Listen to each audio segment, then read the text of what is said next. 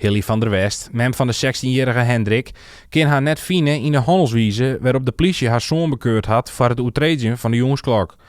De politie hier hem bekeurd omdat hij wel een werkjouwersverklaring bij hem hier, maar geen eigen verklaring. Op het moment dat Hendrik van zijn werk weer omkomt, die de dieren verzwaar gaat, wat oerse wichtig is op dit moment, komt er van een dijwerkje weer om. En wordt er mij in al zijn onschuld onhouden, mij de wetendheid dat er alles in orde hier toch beboet. Ik weet als geen oor wat corona inhoudt. Ik ben zelf 12 dagen heel ziek geweest.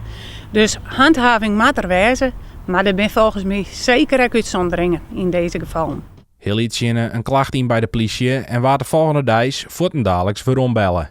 De middags om rond Iterstiert heen krijg verrieten, bellen me een politieagent op en dat weer de politieagent die het Hendrik staande houden hier.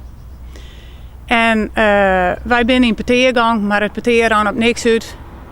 Want hij houdde hem bij het standpunt dat hij de wet uitvoert hier. En dat had er keurig dingen. Chapeau. Maar hij had één ding vergeten. Dat er hier mij een hutwerkende tiener werd er eigenlijk het geld nou bij stelt. Te meidje hier. En het jonkje woord 2 hulplijnen inzetten om te bevestigen dat ze weer.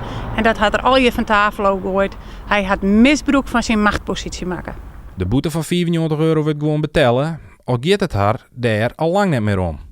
Ik weet dat de wet is in stand kwam en de wet is net zien te vechten. Dus wij weten ook, we zijn dus ervan bewust dat die €94 betalen worden. Maar het gaat me niet meer om die €94. Het gaat me erom om te schillen dat dit soort dingen in Nederland met de burger gebeurt. De politie is ook om een reactie vregen. Marian de Ruiter-Abma, politiechef van Politie Noordoost-Friesland, liet het volgende weten. Indien men het niet eens is met de boete of bejegening, dan kan men in beroep gaan, of een klacht indienen, of een gesprek aanvragen. De lijn van de politie is dat we handhaven, ook bij de jeugd. De tijd van waarschuwen is echt voorbij.